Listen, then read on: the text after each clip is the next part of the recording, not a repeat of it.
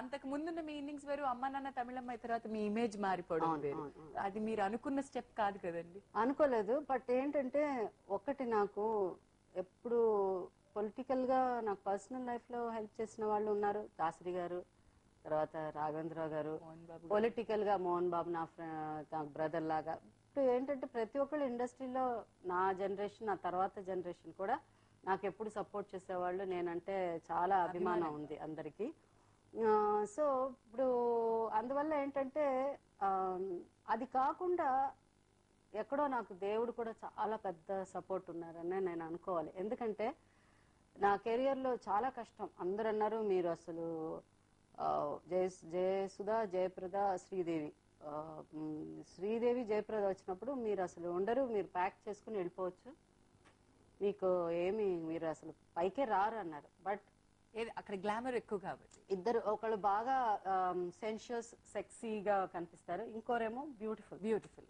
So నేను వచ్చి of course western నాకు వెస్టర్న్ క్లోత్స్ బాగా సూట్. అంటే నేను గర్ల్ నెక్స్ట్ డోర్ అన్నా కూడా నాకు ఎక్కువ వెస్టర్న్ అవుట్ఫిట్స్ కూడా సూట్ అయ్యేది. అంటే సినిమాటిక్ వెస్టర్న్ అవుట్ఫిట్స్ సూట్ అయ్యేది కాదు, మామూలు క్యాజువల్ గా మనం జీన్స్ షర్ట్ అలా. అంటే నేను ఆల్రెడీ ఉన్న ఇమేజ్ మాత్రం గర్ల్ నెక్స్ట్ డోరే, మన ఇంట్లో అమ్మాయే అలాగే. సో మన వాళ్ళు ఎలాగ ఉంటారో అలాగా నాకు ఇదయ్యేది.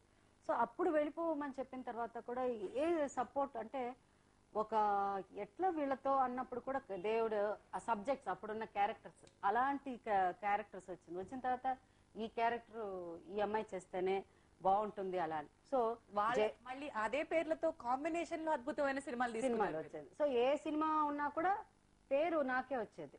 అప్పుడు మనకి ఈ సూపర్ స్టార్స్ ఇవన్నీ పెట్టారు కదా. ఒక ఈయన మన సితారా మ్యాగజైన్ వాళ్ళే పెద్ద ఒక అవార్డ్స్ కదా, అవార్డ్స్ కూడా పెట్టారు. అంటే దాని పేపర్ లో అంటే నామినేట్ చేయాలి. అప్పుడు చాలా మంది అక్కడ ఎక్కడ మేనేజ్ చేసిందంతా ఏం లేదు. ఫస్ట్ రామారావు గారు సూపర్ స్టార్ గా వచ్చారు, ఆయనే వరుసగా సూపర్ స్టార్ గా రామారావు గారు వచ్చారు.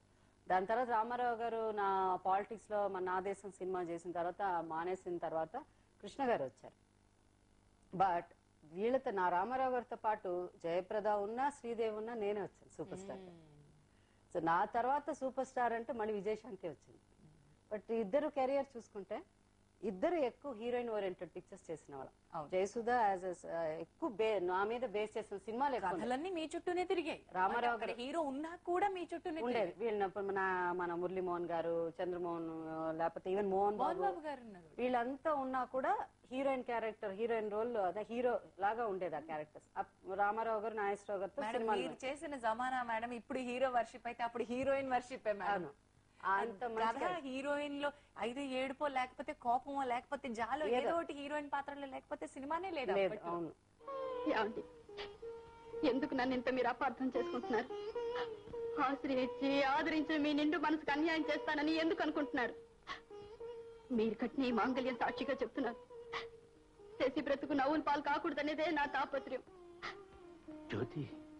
అవునండి, శంకరం గురించి మీకు తెలీదు. అతను నవ్వుల్ని పువ్వుల్ని నలిపేసే నీచుడు. ఖర్చుకి డబ్బు, అవసరానికి ఆడదాన్ని వాడుకునేవాడు. అతన్ని చేసుకుని ఆమె సుఖపడలేదు. అందుకే అతని శశి నుంచి దూరం చేయాలని నాటకం ఆడాను. ఎక్కువగా నేను మాట్లాడాలంటే కథాబలం ఉన్న పాత్రలే మీ వరకు వచ్చాయి. పాత్రలో కనుక నటనకి అవకాశం లేకపోతే జయసుధ గారి వరకు పాత్ర రాలేదంటారు. మీరెందుకు అవసరం ఇక్కడ స్పెషలైజ్డ్ నటన కావాలంటే. కానీ ఒక సావిత్రి గారి తర్వాత మళ్ళీ అలాంటి నటన, క్యాజువల్ గా కనిపించే నటన మీ దగ్గర నుంచి ఇండస్ట్రీ రాబట్టుకోగలిగిందండి. ఇది మీ స్టైలా, మీ దర్శకుల స్టైల్? ఏమో, నాకు అసలు ఏదో అంటే వాళ్ళు డైలాగ్స్ చెప్పినప్పుడు కూడా నాకు ఇంట్లో మాట్లాడుకున్నట్టు ఉంటే వచ్చేది వెంటనే. నాకు రాకపోతే అక్కడ ఏదో తేడా ఉందని అర్థం అనమాట.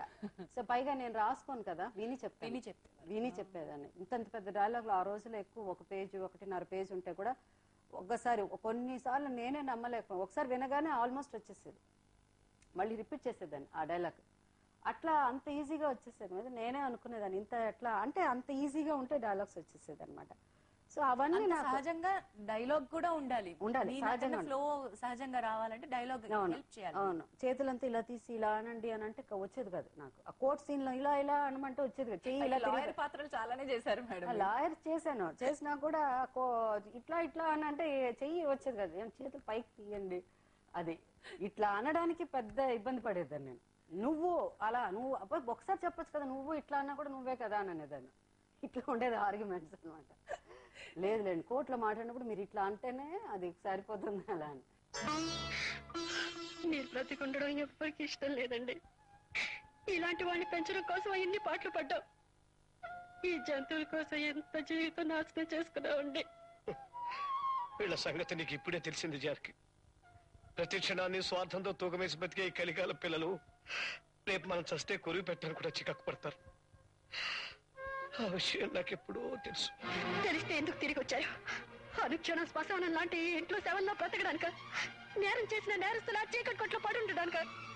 మీ కళ్ళ ముందే మీకు తద్దనం పెడుతుంటే చూస్తూ ఆనందించడానిక? చెప్పండి, ఎందుకు తిరిగి వచ్చారు? చెప్పండి.